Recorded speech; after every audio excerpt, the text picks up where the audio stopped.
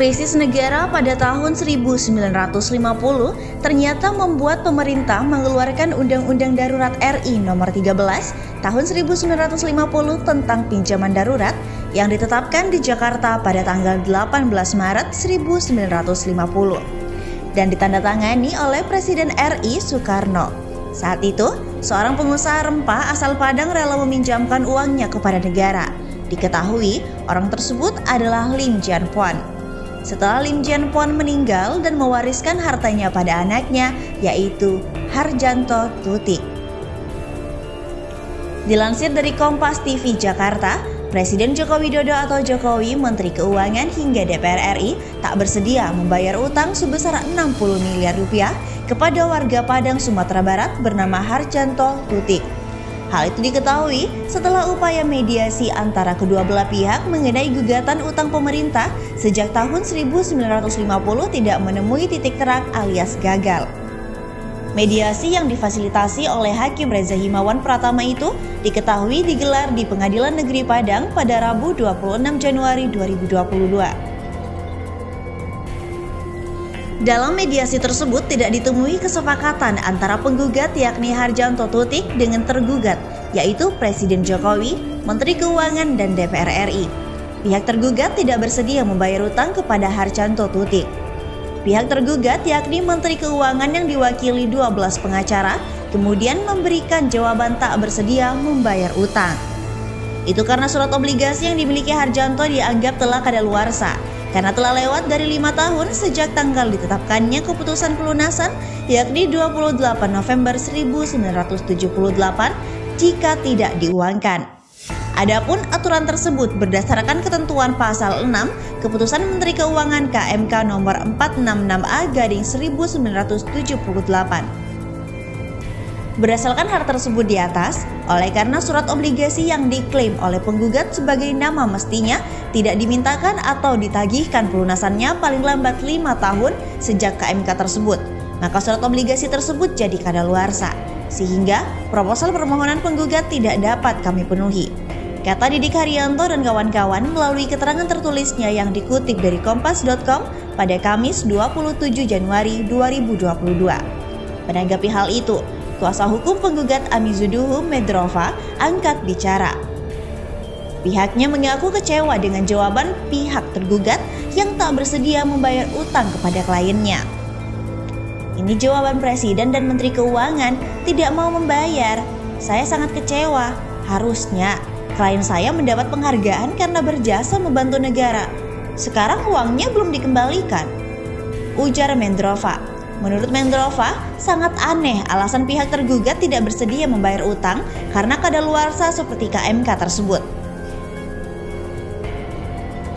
Padahal kata dia, KMK itu mengangkangi Undang-Undang Nomor 24 Tahun 2002 tentang Surat Utang Negara atau Obligasi tahun 1950, di mana disebutkan bahwa program rekapitalisasi bank umum, pinjaman luar negeri dalam bentuk surat utang, pinjaman dalam negeri dalam bentuk surat utang, pembiayaan kredit program yang dinyatakan sah dan tetap berlaku sampai surat jatuh tempo. Dalam undang-undang sudah dinyatakan sah, kenapa di KMK bisa disebut kadaluarsa?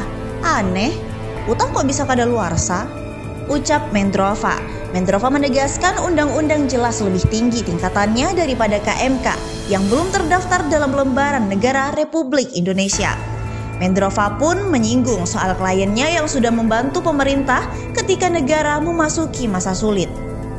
Tapi sekarang klien saya yang dipersulit untuk meminta uangnya kembali, tutur Medrova.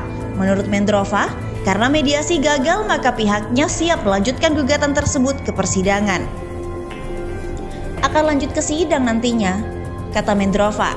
Sebelum diberitakan, seorang warga Padang, Sumatera Barat, Harjanto Tutik menggugat Presiden Joko Widodo atau Jokowi terkait utang pemerintah Republik Indonesia sejak tahun 1950 silam.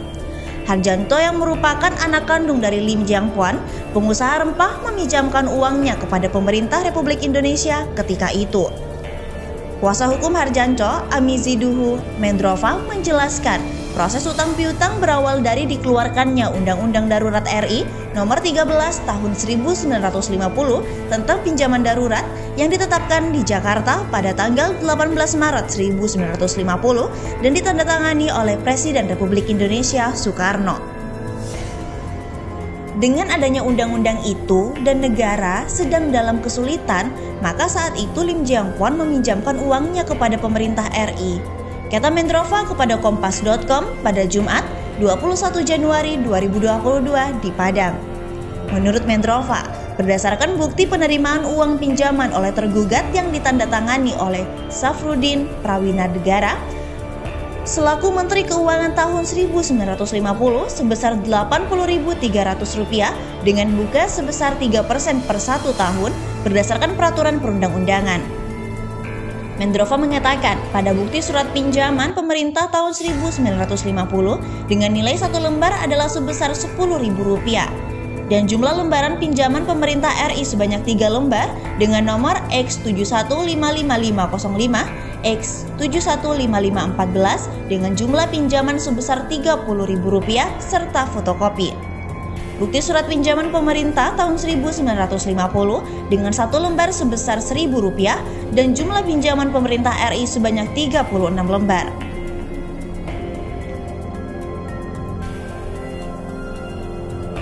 Bunga pinjaman 3% per 1 tahun dari pokok pinjaman Rp80.300, bunga 1 tahun Rp2.409 dan bunga pinjaman pokok dikonversikan pada emas murni, maka dapat emas seberat 0,603 kg per 1 tahun. Pinjaman pemerintah Indonesia terhitung dari tanggal 1 April 1950 sampai 2021 sudah 71 tahun X bunga dikonversikan dengan emas 0,633 kg adalah sebanyak 42.813 kg emas murni.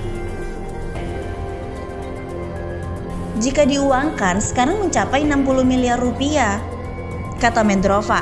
Mendrova mengatakan setelah proses peminjaman dilakukan, Lim belum sempat mengambil bunga maupun pinjaman pokoknya. Awalnya Lim belum mengambil bunga atau pinjaman pokoknya karena peduli dengan kondisi pemerintah yang kesulitan keuangan, ucap Mendrova. Hingga tahun 1975, Lim mulai sakit-sakitan dan kemudian tahun 2011 meninggal dunia. Setelah meninggal, warisan Lim dilimpahkan ke anaknya sehingga anaknya Hardjanto baru mengetahui tentang keberadaan surat utang negara itu.